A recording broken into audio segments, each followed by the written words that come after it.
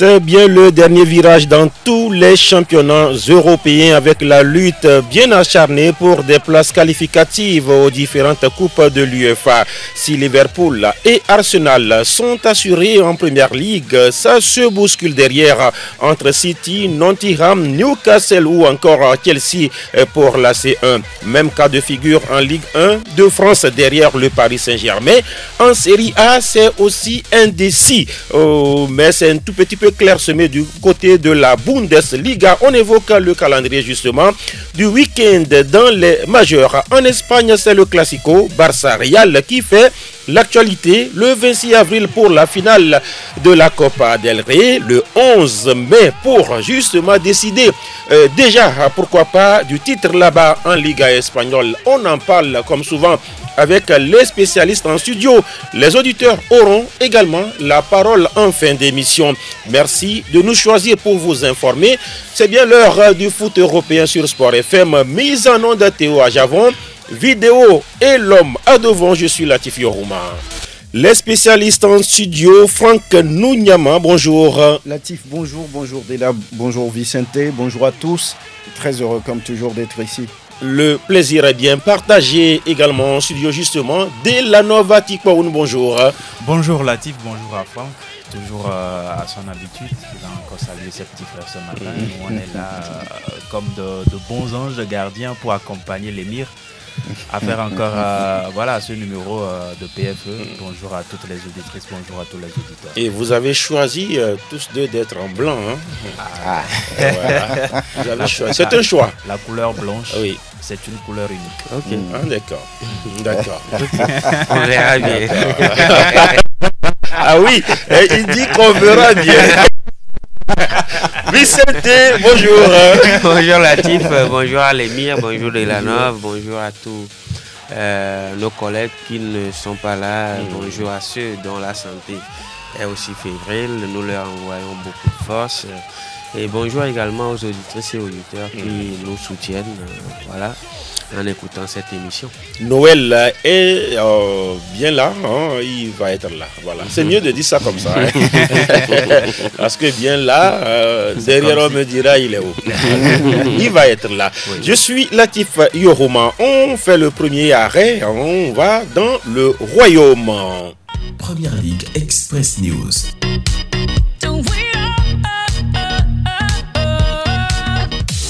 En Première Ligue, ça va jouer bien sûr cette fin de semaine avec déjà des matchs qui ont été, on va dire, avancés pour le compte de la 34e journée où on a vu déjà mardi Manchester City l'emporter in extremis 2-1 face à Aston Villa et ça donne un peu d'aile comme Red Bull à City qui provisoirement est sur le podium avant la 34e journée proprement dite qui va se jouer, qui va se poursuivre cette fin de semaine de la Nova.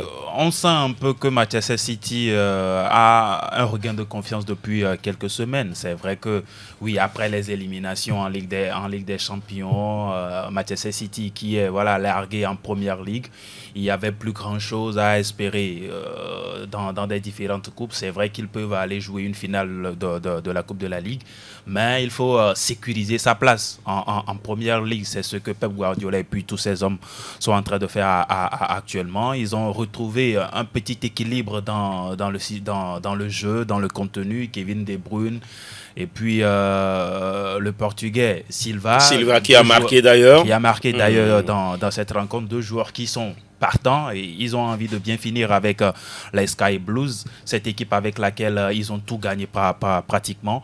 Maintenant, sur la fin de saison, on sait que oui, Manchester City devrait normalement revenir sur ces adversaires-là qui étaient Nottingham Forest, Newcastle ou encore Manchester United. C'est vrai que Arsenal par exemple. Mais c'était vraiment bien. Ça a été vraiment compliqué pour Manchester City. Ils ont ouvert le score. Après, Ils ont été repris. Ils ont été repris. Il a fallu la 90e minute. 90e minute pour voir le but de Matteo Nunes pour libérer Pep Guardiola. Il fallait voir la joie qu'a dégagé le technicien espagnol la dernière fois. Mais c'est important d'avoir ces 3 points parce que, je l'ai dit un peu plus haut, il faut sécuriser sa place en Ligue européenne des champions pour la saison prochaine. C'est ce que les Sky Blues ont fait. Et quand on parle de sécuriser, c'est ce que Arsenal n'arrive pas toujours à faire par rapport à sa 2e place, Franck. Oui, peut-être de façon inconsciente, ils ont déjà la tête à ce match contre le Paris Saint-Germain. Ils ont mené 2 fois, ils ont été rejoints à 2 reprises sur ce match-là. On n'a pas vu grand-chose.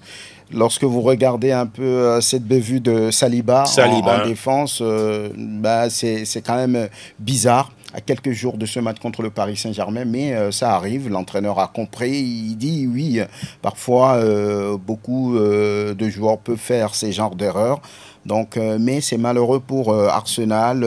On n'arrive pas à sécuriser comme il faut cette 2e place, même si, quelque part, on pourrait le dire, il y a maintenant 6 points entre Arsenal et puis Manchester City, alors qu'on a joué la 33e ou 34e. L'écart sera réduit si, par exemple, Nottingham gagne ou Newcastle gagne. C'est encore un petit doute, mais on a comme l'impression que c'est fait. Ils vont être 2e derrière Liverpool. Vous le pensez? Il y a encore, j'ai bien envie de dire, 4 matchs à disputer. Et pour l'instant, Arsenal a du mal véritablement à être ce adjudant-là derrière Liverpool. Là. Effectivement, Arsenal avait quand même cette opportunité-là de sécuriser, comme Delanov l'avait dit, cette 2e place. Mais on a quand même senti qu'à un moment donné, Arsenal a un peu démissionné en Premier League et s'est beaucoup plus concentré sur la Ligue des Champions. Et on a aussi constaté que la gestion des matchs, surtout pendant les dernières minutes des matchs, ce n'est vraiment pas ça. On a encore vu ce match-là où Jean-Philippe Mateta est rentré et a égalisé ce 2e but-là. Donc je pense bien. Pour Crystal Palace. Oui, Arsenal doit faire beaucoup attention parce que c'est vrai que Man City est arrivé à 3e place provisoirement puisqu'il y a Nottingham Forest derrière. Il y a Newcastle également. Newcastle qui peuvent gagner et repasser devant. Maintenant, Arsenal doit faire beaucoup attention parce que la 2e place pour le moment n'est pas encore acquise. Acquise. Je pense qu'il y a 6 points entre lui et City. Par exemple. Donc c'est très fin pour être sûr d'occuper cette 2e place là.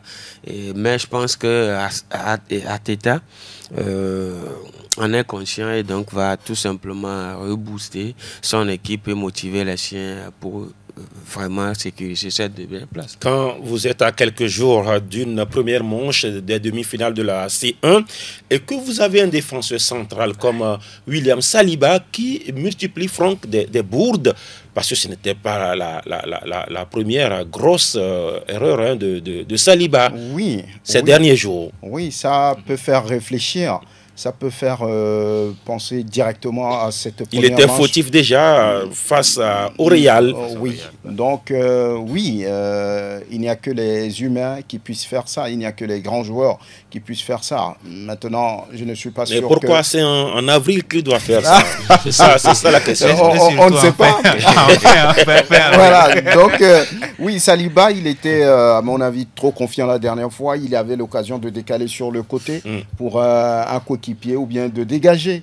Parce que devant, il y avait quand même Mateta qui mettait la pression et il a voulu encore jouer sur les petites passes, sur les petits espaces et il commet l'irréparable. Donc je pense que ça n'arrive qu'aux humains, mais c'est pas sûr que cela va lui coûter sa place. Mais est-ce que ça n'inquiète pas déjà? Oui, ça peut inquiéter dans la mesure où on a, je peux dire, le match le plus décisif ou bien de la saison. Oui, de la saison, parce que on a une demi-finale à jouer face au Paris dans quelques jours et le taulier de la défense, parce qu'on sait que depuis les débuts de la saison, il a formé un bon duo avec Gabriel Magalhaes qui lui il est blessé. Malheureusement, mais c'est lui le patron de cette défense-là. Naturellement, c'est lui le patron. Et si dans des rencontres aussi cruciales comme cela, vous vous permettez de commettre ces erreurs-là, quelque part, ça peut inquiéter. Maintenant, est-ce que le joueur même, dans la tête, il a reçu un coup après avoir pas fait ces erreurs-là, ce sera le plus important.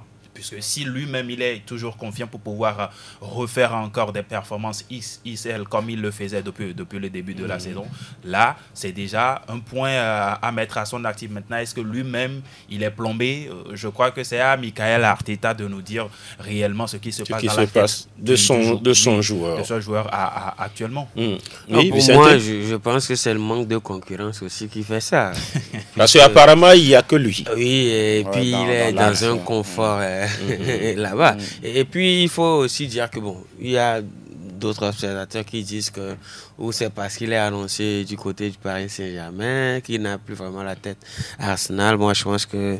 là, il manque de professionnalisme. Hein? Oui, de professionnalisme. Mais il faut aussi dire que les erreurs font partie de ce professionnalisme-là. Donc, voilà, on ne va pas lui en tenir rigueur. Mais je pense qu'il va falloir se ressaisir parce qu'il y aura des matchs très importants où ces erreurs-là vont vraiment coûter. C'est dans l'ADN d'Arsenal où on demande aux joueurs de sortir le ballon, de ne pas se dégager.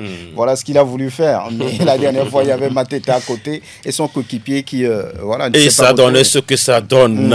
Voilà, c'était donc les matchs de la semaine. Et ce samedi, déjà, ça fait beaucoup de matchs en Première Ligue là-bas. Pour le compte de la suite de cette 34e journée, Chelsea reçoit Everton. Wolverhampton joue Leicester, Newcastle United, Ipswich Town, Brighton, West Ham United, Southampton déjà condamné, joue Fulham. Et puis dimanche, 2 autres rencontres, Bournemouth, Manchester United et puis Liverpool, Tottenham. Ça peut se faire déjà cette semaine. Oui. Ça peut se faire. Ça va se faire. Ça va ou ça peut? Pour moi, ça va se faire. Il faut qu'ils gagnent. Ils doivent gagner. S'ils gagnent, ils sont champions. S'ils gagnent, même match nul. Voilà. Il suffit à Liverpool de pouvoir fêter. Et voilà. surtout, ils fêter à domicile. À domicile. Et face à quelle équipe? Tottenham. Tottenham. Tout est là, c'est bien garni. Oui, voilà. Tottenham qui est devenu une équipe assez ordinaire. Actuellement, je crois qu'ils sont 13e ou bien 14e. Ils sont 14e au classement avec une équipe qui... Tottenham, voilà. Non, je vais vérifier tout cela. Tottenham est 16e. 16e, même voilà. Pire encore. Oui. 16e au classement. C'est Manchester United qui est 14e. Une équipe qui ne se retrouve pas. Devant, vous avez des joueurs comme Richarlison qui sont devenus l'ombre d'eux-mêmes. Hugminson, il est toujours là. Les Brandon Johnson, vous avez des joueurs qui sont là. Mais ils sont actionnaires? Actionnaires minoritaires. Mais c'est la tête de Postecoglou. Actuellement, on se demande est-ce que la saison prochaine il sera toujours là. Naturellement, moi je crois que non. Avec ces résultats-là, ça va être très compliqué de pouvoir maintenir cet entraîneur-là. Maintenant, Liverpool, comme vous l'avez dit, tout est prêt pour que la fête ait lieu. Le tapis rouge est déroulé. Oui, le tapis rouge est déroulé, même si Tottenham sera en blanc. Ils vont amener du vin blanc pour permettre à Liverpool de pouvoir faire la fête. C'est important de le souligner. Noël de Sousa, je l'ai dit, il était là depuis un temps, je disais cela.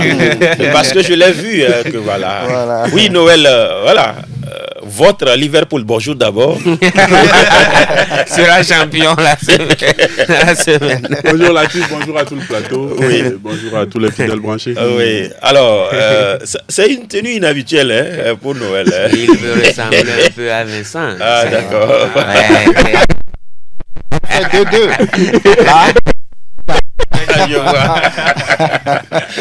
Oui, Noël.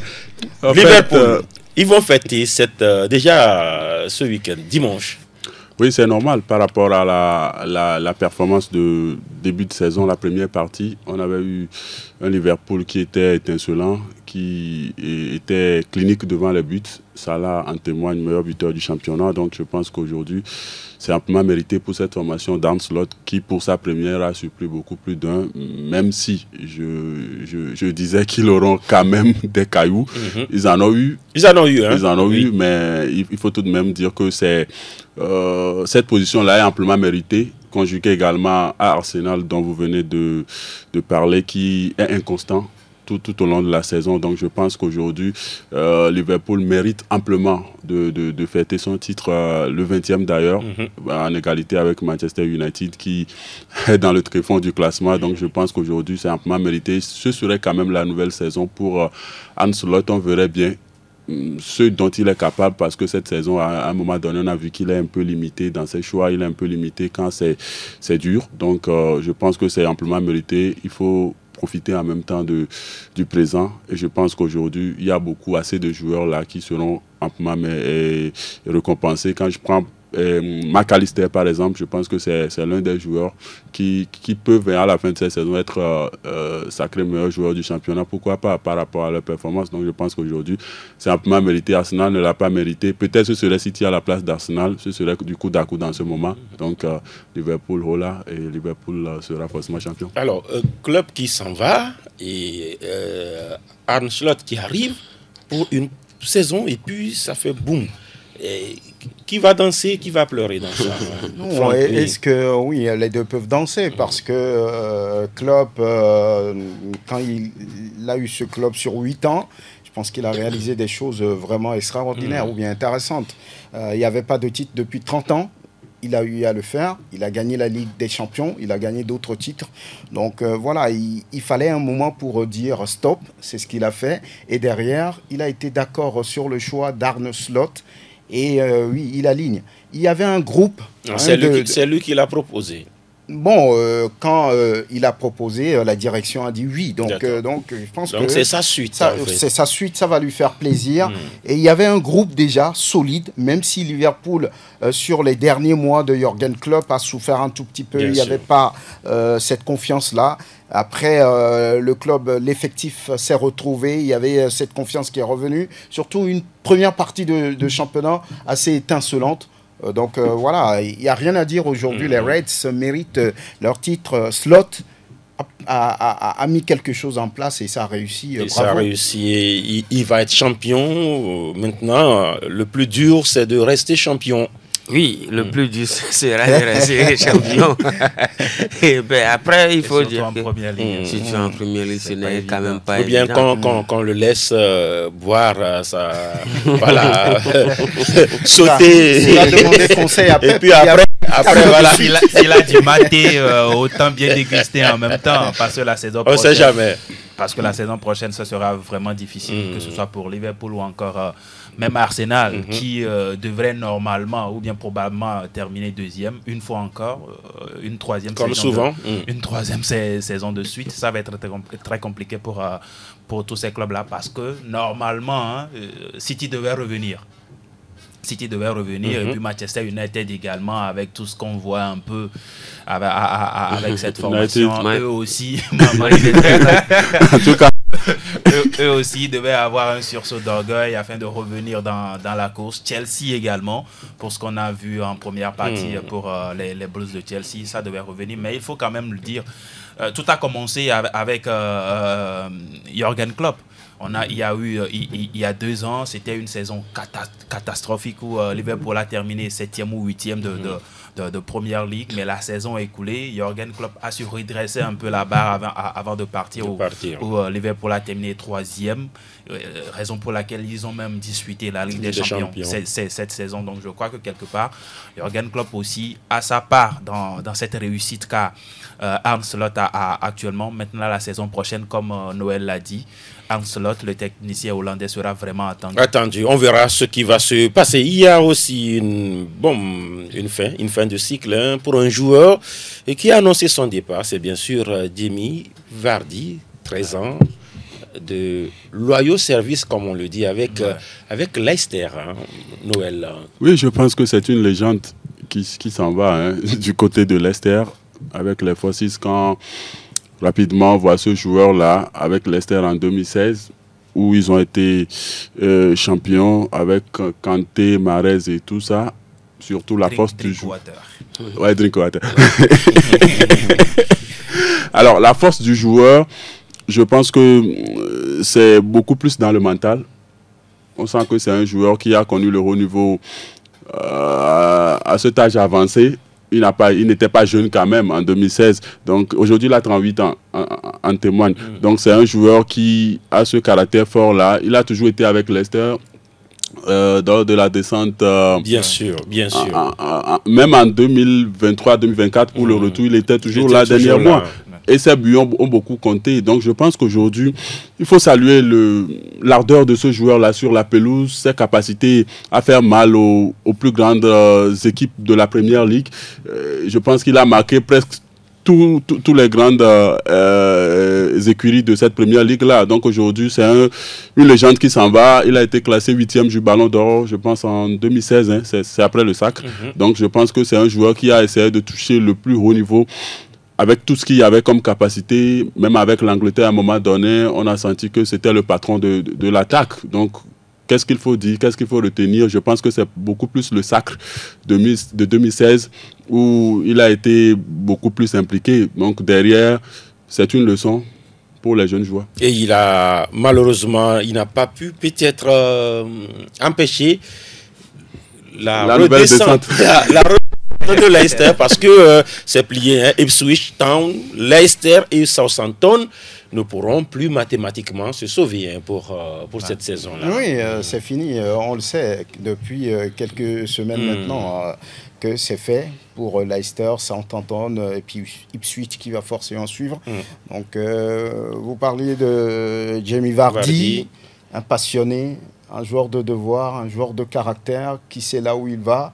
Quelqu'un qui a été acheté à Fleetwood il y a quelques années à 1,2 million d'euros et qui vient porter l'équipe jusqu'au titre de champion en 2016. Personne ne les attendait.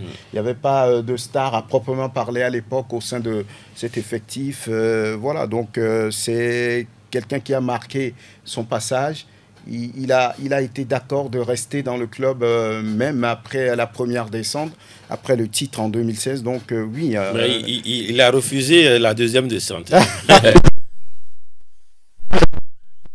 Peut-être qu'il dit stop à 38 ans. Il ne se sent plus, il sait qu'il n'est plus capable d'apporter plein de choses à cette équipe. Le mieux vaut aller voir ailleurs. Donc oui, c'est quelqu'un qui va rester, surtout avec ce titre-là, où il n'était pas attendu en 2016. Donc voilà, et quelques mois après ou quelques années, la mort de leur président, un accident tragique, donc qui l'a aussi marqué. Voilà pourquoi, quelque part, il a décidé aussi de continuer avec le club. Jamie Vardy reste une légende. Voilà ce qu'on dira de la Première Ligue qui sera sa 34e journée avec Salah. Salah qui, voilà, depuis l'élimination en Ligue des Champions, ne s'est toujours pas remis. 27 buts bloqués là, mais il est toujours en tête. Haaland, il a prolongé. Il a attendu la prolongation pour descendre. Voilà. Haaland 21, Isaac 21. Voilà ce qu'il faut retenir de la Première Ligue. Benvenuto Calcio Italia. En Italie, on va jouer aussi la 34e journée de la Nove. Chez vous aussi, c'est du suspense. Ce sera la 34e journée ce week-end et ça démarre dimanche. Pratiquement les matchs sont sur dimanche. Vous avez votre Como qui joue à 10h30 face à Genoa.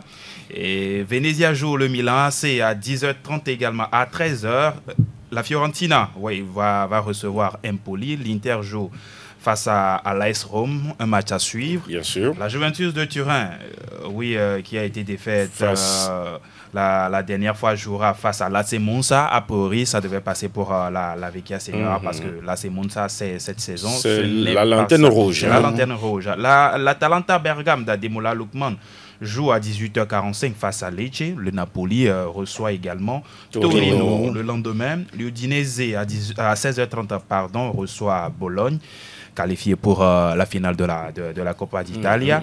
Le Hellas Vérone joue face au Cagliari à 18h45 et à la même heure, on a la Lazio Rome qui joue face à Parme. Voilà, et déjà en semaine, il y a eu ces matchs-là qui ont été, la 33e journée, rappelons-les, bousculés par justement la mort du souverain pontife, mais ces matchs ont été joués finalement mercredi. Oui, ces matchs ont été joués. On va donner quelques résultats rapidement. Je donnais la défaite de la Juventus entre-temps. C'était face à Parme. Qui était face à Parme, 1-0. Genoa également a courbé les chines, 2-0 face à la Lazio Rome.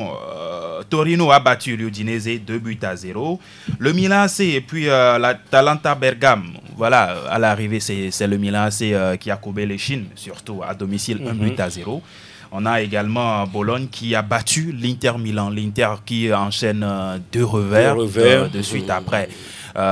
Cet échec-là, cet échec en Série A. Il y a également cette demi-finale face au Milan, c'est 3-0. Jovic, que moi je n'ai plus vu à ce niveau-là. Luka Jovic, qui a été le bourreau du club interiste. Ancienne légende du Real.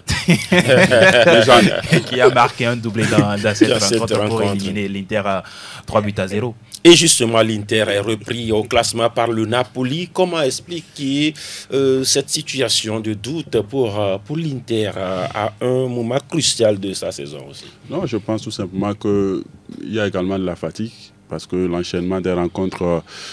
presque toutes les équipes aujourd'hui, quand vous voyez les joueurs sur le terrain, vous sentez qu'il y a de la fatigue dans tout ce qui se passe. Et je pense également que derrière, avec ce 3-5-2-là, peut-être que Simone Inzaghi devait essayer de revoir. Acerbi, Bastoni, ce n'est plus du tout le plus solide, parce qu'ils prennent 1 face à Bologne, mais derrière également, 7 c'est en coupe, mais ils prennent 3 face au Milan AC. C'est beaucoup. Sûr. Quand on sait qu'il y a le Barça en ligne de mire. Donc je pense qu'aujourd'hui, c'est un peu la conjugaison de cette défense-là qui était la force de l'Inter, qui est beaucoup plus fébrile, et également de l'attaque qui n'est plus aussi performant. Quand on prend Lautaro Martinez qui rate certaines opportunités, et également Marcus Thuram qui n'est pas forcément dans sa peau. Donc je pense qu'aujourd'hui, Simone Inzaghi a du pain sur la planche, surtout qu'ils sont toujours en Ligue des Champions, également en Coupe et en championnat. Donc aujourd'hui, ils sont condamnés, ils ne peuvent pas faire un choix. Ils sont obligés d'essayer de colmater les brèches, essayer de revoir cette défense-là, parce que l'Inter, on sait que tout au long de cette saison, c'est cette formation qui est capable de vous contenir et derrière de vous mettre des buts. Je ne sais pas si c'est le Bayern qui les a assez fatigués à domicile. Je ne sais pas forcément, mais on ne comprend pas cela. Mais quand on sait qu'il y a Antonio Conte avec Naples qui est derrière, Marc Dominé qui est beaucoup plus pimpant, attention à l'Inter. Attention à l'Inter qui risque de tout perdre, hein, parce que là, ils sont repris en tête de la Série A. Et puis, il y a Barcelone qui est là. Je me rappelle que dans PFE antécédent, on a ascensé peut-être trop l'Inter, voilà.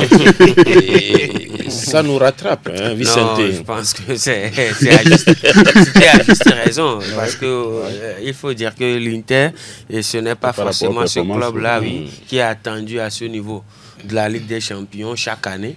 Et c'est vrai qu'on peut attendre le Real chaque année, on peut entendre le Barça, Liverpool et autres, mais l'Inter, ce n'est plus vraiment, c'est le nom qui est resté. Après, il faut dire que les ambitions ou les exigences se sont revues à la baisse, on peut le dire.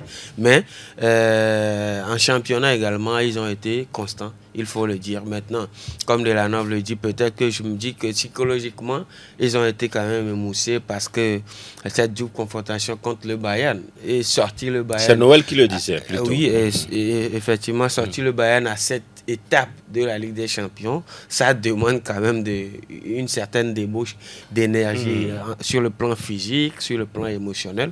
Donc peut-être qu'on peut lier ces échecs-là à cette qualification contre le Bayern. Maintenant, on va attendre de voir ce qu'il va se passer sur ce match. Face à l'AS Rome. À l'AS Rome, on verra vraiment si l'Inter est plombé ou c'était juste... est toujours debout, Franck. Moi, je parlerai plutôt de la fatigue, comme il l'a dit, pas sur le plan tactique, parce que lorsque vous regardez les défenseurs, ils ont été toujours là. Au moment où ils ont eu 4 points d'avance à un moment donné sur Napoli.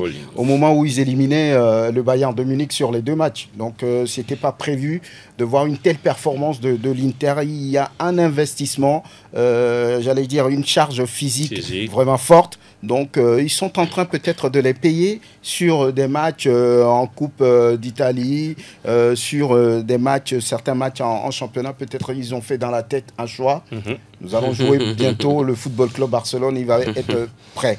Et il peut y avoir aussi de petits changements, de petits positionnements sur les matchs qui viennent de perdre, peut-être pour, j'allais dire, dérouter un peu l'adversaire à venir. Donc l'Inter, ils ne sont pas à demi-finale pour rien. Moi, je pense qu'ils ont les moyens de se ressaisir. Maintenant, ce sera face au Barça, mais il y a aussi le championnat.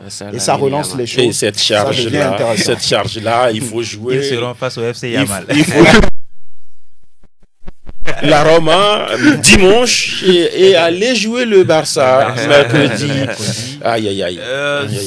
Ce n'est pas du pain béni. Ce n'est pas du tout du pain béni pour Simone Inzaghi.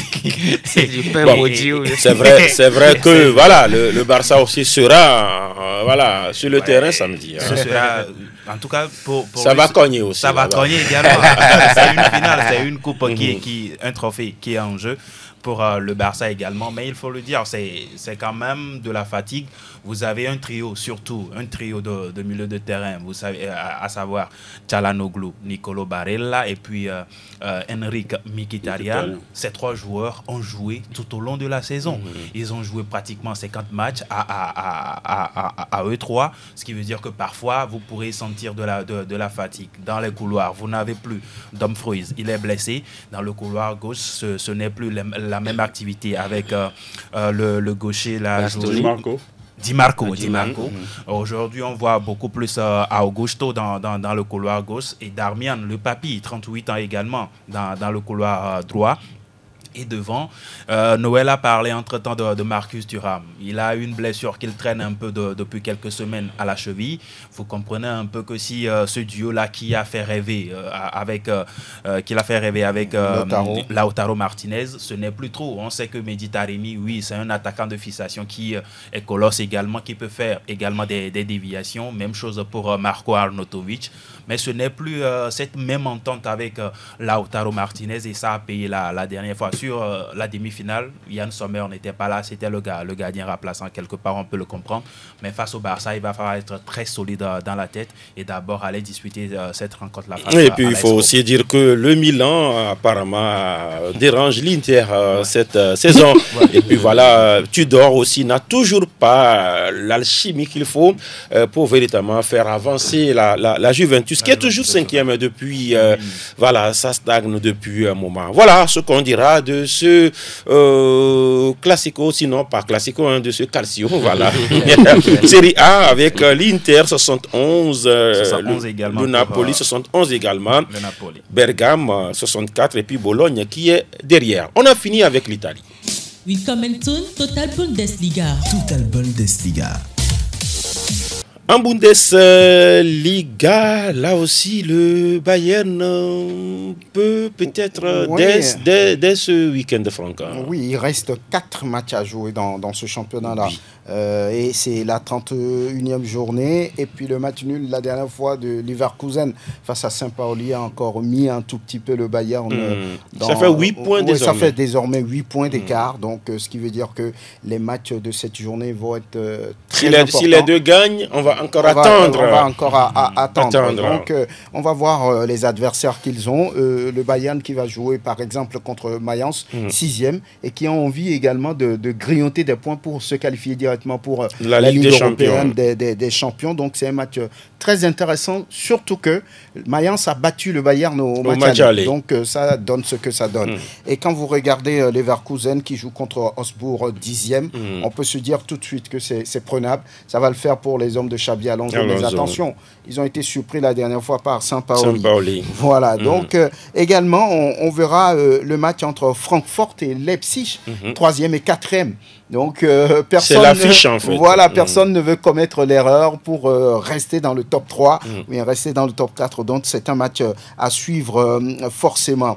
Lorsqu'on regarde un peu Holstein Kiel, quelque part condamné, mais on espère toujours... Oui, pas tellement condamnés. Oui, ils sont au bas, d'accord, mais bon, ça se joue toujours. Hein. Voilà, ils sont derniers. Ils ont 19 points. 19 points. Bochum a 20. Voilà. Ils vont vouloir Heidenheim a 22. 22. Voilà. Donc c'est encore possible en bas là-bas. Et ils vont chercher une victoire contre Mönchengladbach, classé lui 9e. C'est un match, pratiquement tous les matchs sont intéressants. On suivra également Wolfsburg, Fribourg, Hoffenheim, Dortmund 7e, qui également gagne ces derniers temps, le temps de gagner des places au classement. 7e, c'est un peu les barrages au niveau de la Ligue Conférence. Donc il faudra gagner pour peut-être monter d'un cran et se qualifier pour la Ligue Europa, pourquoi pas, pour la Ligue des Champions. Donc dimanche, la fin de cette 31e journée, avec Bochum qui joue contre Union Berlin, qui s'est sauvé, mais Bochum non. Là, c'est un match important pour eux. Et le Werder, 8e, voilà, qui veut également des points pour une place peut-être en Europe. Face à Saint-Pauli, 14e. Donc voilà, un calendrier assez intéressant à suivre de près. Calendrier intéressant avec des enjeux aussi. Hein. Tout se joue. Oui, tout se joue sauf le Bayern qui tend vers... Qui est content. Son premier ce sera la consécration, la toute première consécration pour Harry Kane qui... l'a cherché depuis très fort longtemps, depuis Tottenham. Il est arrivé au Bayern. On a quand même eu cette première année où il n'a jamais rien gagné. Donc voilà, c'est le moment pour lui de vraiment manger les fruits de son dur labeur depuis plusieurs années. Mais derrière, ça joue toujours. Et voilà, il y a la Ligue des Champions, la qualification pour la Ligue des Champions. Il y a également au bas du tableau, comme vous l'avez dit, Holstein Kiel qui doit encore avoir quelques espoirs de se sortir de cette boue-là, de cette zone rouge. Donc voilà, et c'est si intéressant, surtout dans les ligues ou dans les championnats où le premier s'échappe carrément. Derrière, il y a tout simplement de la lutte, on le constate souvent en Première Ligue, oui, en France, en Série A, surtout qu'en Liga, voilà, les choses sont encore beaucoup plus sombres là-bas. Leipzig, actuel 4e, mais qui courtise déjà Thierry Henry. Vous avez compris quoi? Non, ils se préparent. Ils sont pas mal. Mais il courtise déjà un nouvel entraîneur. Il se prépare pour la saison prochaine. Il faut aussi rappeler que Leipzig a fait quand même une campagne européenne assez catastrophique lors de la phase régulière. Ils ont terminé, je pense, avant-dernier, ou bien ils ont connu qu'une seule victoire en 10 matchs. Quelque part, je crois que c'était Marco Rose qui était entre-temps avec Leipzig. On sent véritablement qu'on veut refaire les choses. Leipzig a quand même disputé une demi-finale il n'y a pas longtemps en Ligue des Champions. Donc, je crois que quelque part, ils ont cette envie de revenir un peu sur le devant de la scène, surtout que l'adversaire direct, souvent annoncé en Bundesliga, c'était quand même Dortmund avant que ces dernières années, on voit Leverkusen. L'adversaire annoncé, c'est quand même le Borussia Dortmund. Mais ce n'est plus ce club-là qui se fait respecter, que ce soit en Bundesliga. Donc on veut essayer au moins de ravir cette place-là la saison prochaine. On a peut-être Alonso également va quitter le Bayer Leverkusen. On aura un autre projet sportif. Le temps peut-être que ce projet-là puisse mûrir. Leipzig serait le second en Bundesliga. Pourquoi pas? Pourquoi pas? Dortmund, on va finir par là. Dortmund peut toujours rêver de Ligue des Champions. Oui, ils sont 7e. Ils sont 7e. Je pense, à 4 ou 5 points du 3e. Et il y a 12 points à aller chercher. Voilà, donc c'est possible. Surtout que juste après, bien avant même cette élimination, on a vu cette équipe de Dortmund revenir fort avec les Guirassy qui ont recommencé par empiler des buts.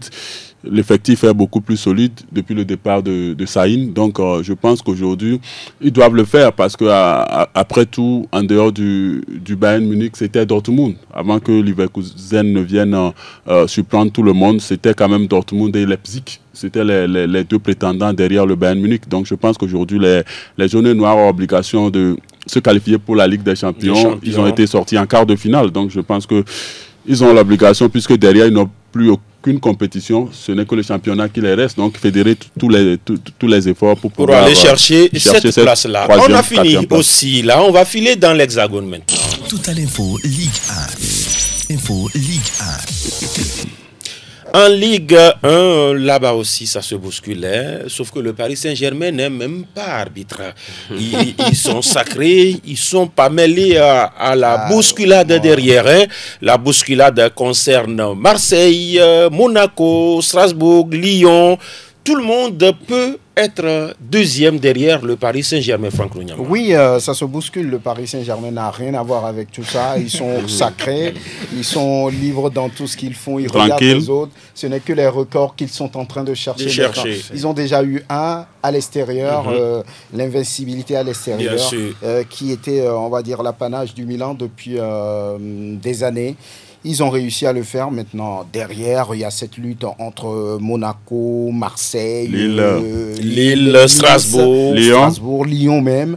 Donc oui, c'est intéressant de voir cette bousculade en cette fin de saison. Et au niveau du classement, ça fait 55 pour Marseille, 54 pour Monaco, 53 pour Lille, 51 pour Nice, 51 pour Lyon, 51 pour Strasbourg. C'est rien du tout. Voilà. Malheur à celui qui va perdre sur la prochaine journée. Donc il peut se voir décalé tout de suite. Donc oui, c'est un championnat qui va se jouer jusqu'au bout, surtout pour les places européennes. D'accord. Et le programme donne déjà ce vendredi Paris, Nice, et puis samedi beaucoup de matchs avec Strasbourg qui joue contre Saint-Etienne, Le Havre, Monaco. C'est des matchs pièges. Strasbourg qui peut bien sûr se qualifier directement pour la Ligue des Champions, sauf que ce sera face à Saint-Etienne qui lutte pour le maintien.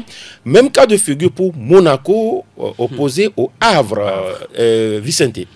Ouais, ce sont des matchs très délicats. Hein. Et comme on l'a dit, il y a un autre championnat qui se joue derrière le Paris Saint-Germain. Et donc, les faux pas doivent être évités.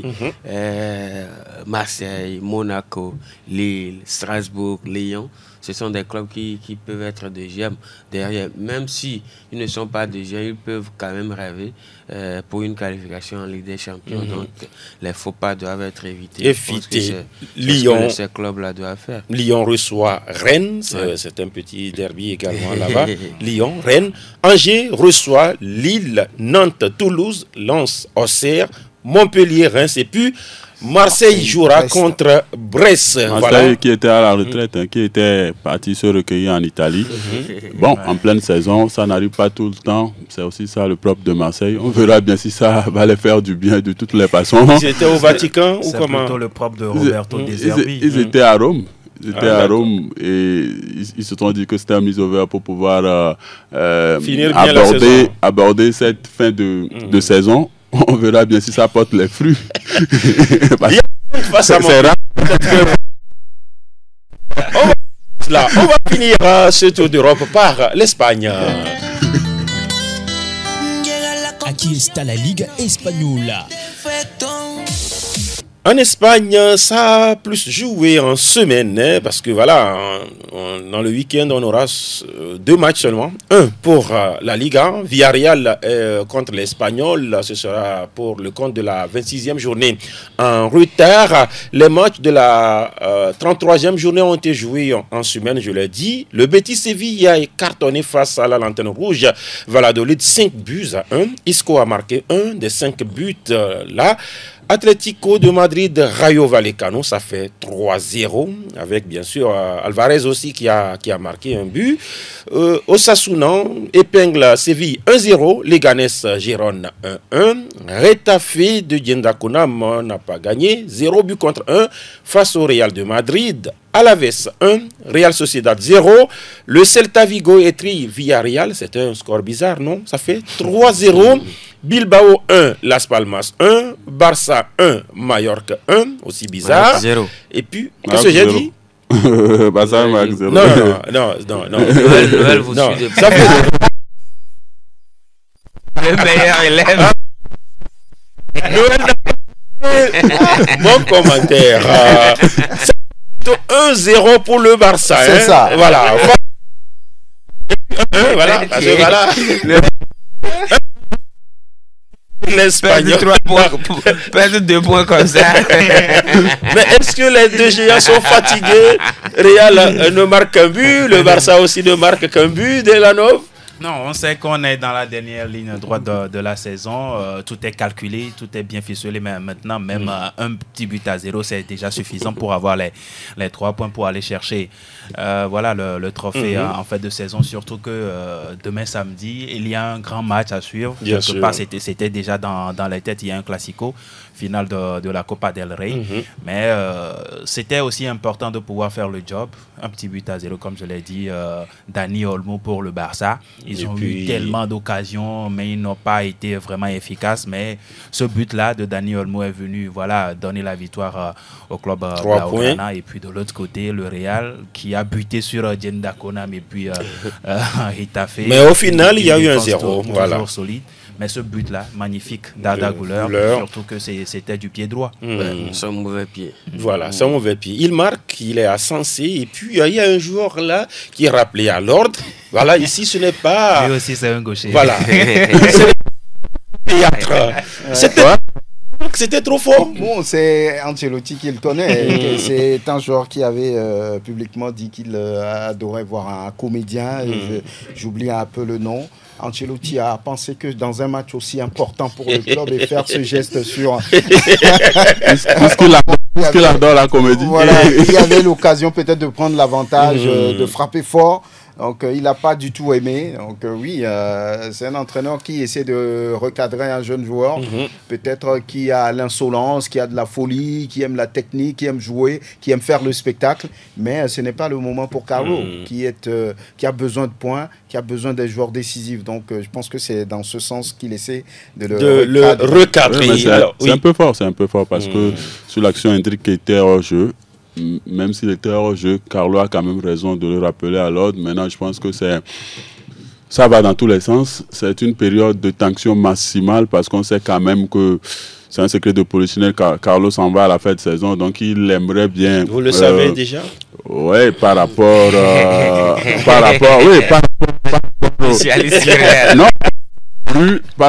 rapport au bruit qui court dans les couloirs du club et tout ça. À moins il ne devrait pas rester. Oui, il ne devrait pas rester. À moins, donc, il va falloir peut-être recadrer des gens avant de partir.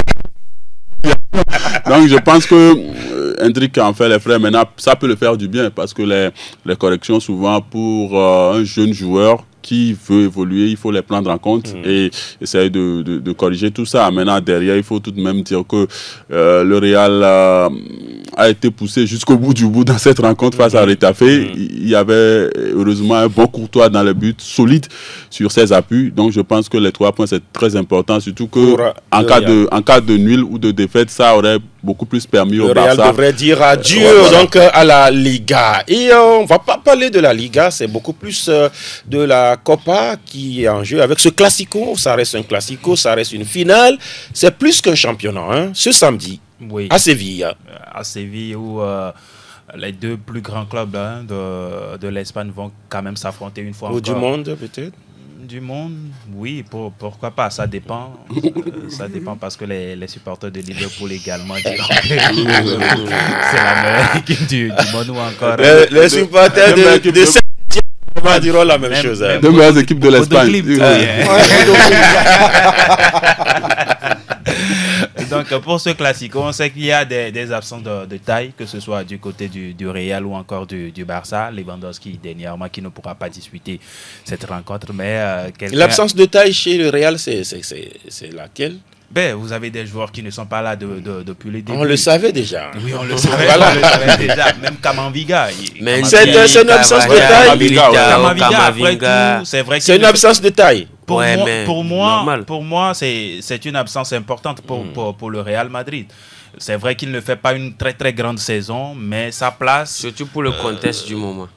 Justement, où il est capable de pouvoir dépanner également dans le couloir gauche, quand Fran Garcia et puis Mendy ne sont pas capables de pouvoir contrer. Mais Mendy est revenu, non? Oui, mais Fran Garcia est là. il est toujours au banc. Maintenant, on sait que le Classico reste un match important. Kylian Mbappé devrait faire son retour également. Il aurait voulu, il avait voulu faire son retour en milieu de semaine, mais non, ça n'a pas. Il a été préservé. Il a été mis au froid pour cette finale. Donc attention au Barça alors. Oui, c'est possible. Après tout, Kylian Mbappé, même s'il est sur une jambe, Kylian. Et le Barça le connaît, hein? Oui, le Barça le connaît très bien, Noël aussi. Ce sera quand même un match décisif pour le Real, surtout. En quoi il est décisif? Bien, parce que c'est décisif parce que le Real a presque tout perdu. Même en championnat, ce n'est plus vraiment sûr. Mais en gagnant la Copa del Rey, ça change quoi? Non, mais ça change beaucoup parce que c'est vrai que le Real a toujours traité cette coupe-là de minime. Coupe du village. Voilà. Quand ils l'ont gagné, c'est devenu la Coupe du Roi. Oui, parce que souvent l'objectif c'est de gagner la Ligue des Champions. Et on sait quand même vraiment la passion que ce club a pour la Ligue des Champions et autres. Mais je pense que cette Coupe du Roi là va quand même changer beaucoup de choses. Parce que le Real est dos au mieux actuellement. Le Real ma question n'est toujours pas répondue. Ça va changer quoi? Mais ça va. En gagnant la Coupe du Roi, ça change quoi? Ça va recréer vraiment cet amour-là entre le Real et ses supporters. Pour la saison prochaine. Non, mais pour cette saison.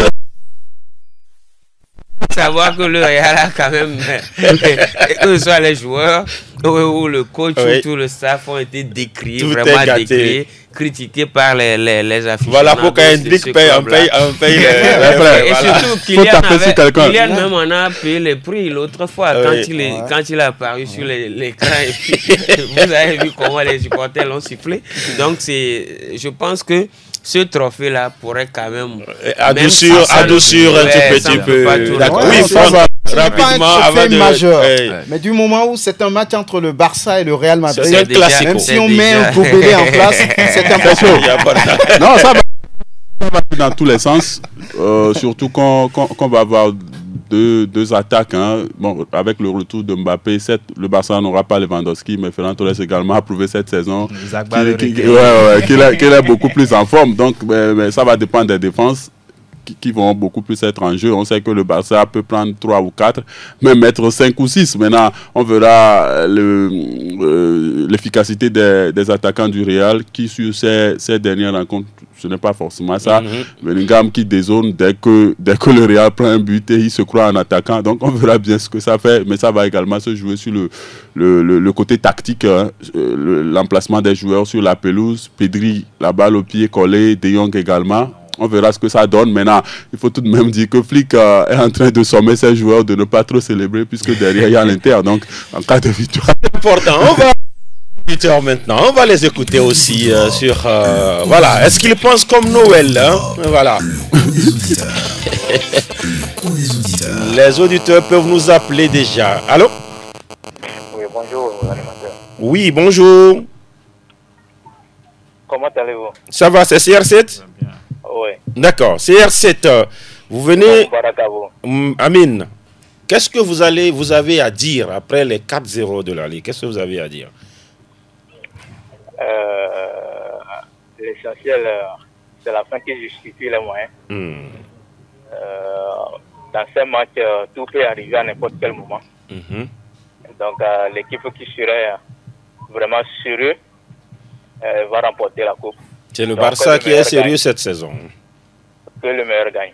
D'accord. Que le Barça gagne ou que le Real gagne, tu vas manger aujourd'hui. Il n'y a rien à dire. Hein? Oui. Ouais. Par anticipation, bon début de week-end à tous. Merci et comme le Dieu, l'émir de la maison, faites attention, chaque seconde est à vivre. D'accord. Voilà, merci à vous, CR7 92 0331 80. Qu'est-ce que j'ai dit là? C'est ça? 92.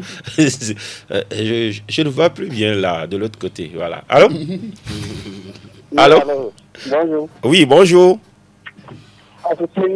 Pardon? Fousseni. Ah, Fousseni, vous avez un autre surnom là? Fousseni, quelque chose? Le Mangolais. Voilà, le Mangolais, voilà.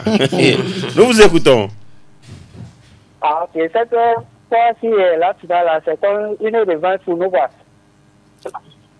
Après les 5-2 de la finale de la Super Coupe, on aura aussi notre devoir à faire. D'accord. Donc, ce sera une revanche pour revenir en Ligue des Champions peut-être. Oui. D'accord. On verra tout cela, hein, on va voir tout cela, parce que le Real est bien fâché et attend de mettre voilà, des raclés au Barça. Demain, on va vérifier tout cela. Merci à vous, le Mangolais. S'il y a un dernier, on le prend avant peut-être de partir pour le week-end, parce que c'est vendredi. Et voilà, quand c'est vendredi, c'est le week-end. Hein. Allô? Bonjour. Oui, c'est monsieur? Monsieur Blaise de Super-Taco. Monsieur Blaise, on va aller rapidement, monsieur Blaise. Oui, tout juste pour vous saluer, monsieur Latif. Merci beaucoup. Oui, je vous suis depuis un temps, au temps de Ramadan, là, je vous ai appelé tout juste pour vous encourager. Merci beaucoup. Oui, c'est de même pour aujourd'hui. Je vous suis tout le temps, aujourd'hui, tout juste pour vous appeler, pour vous encourager avec sur le plateau. Là. Merci beaucoup, monsieur Blaise. Bien de choses à tous ceux qui nous écoutent du côté de Super Taco. Voilà, on a fait le tour. Hein, on va... Oui, Noël? Oui, à tous ceux qui reconnaissent la voix, Elom Nayo et mon ami Roméo Mileko, qui est porté disparu. Oui, Franck. Oui, bonjour à toutes et à tous. Excellent début de week-end et puis surtout, voilà, bien de choses pour la session du Togo à la souveraineté internationale. 65 ans déjà. Vicente. D'accord. 65 ans de vie. Non, le Togo vivait depuis. C'est l'indépendance.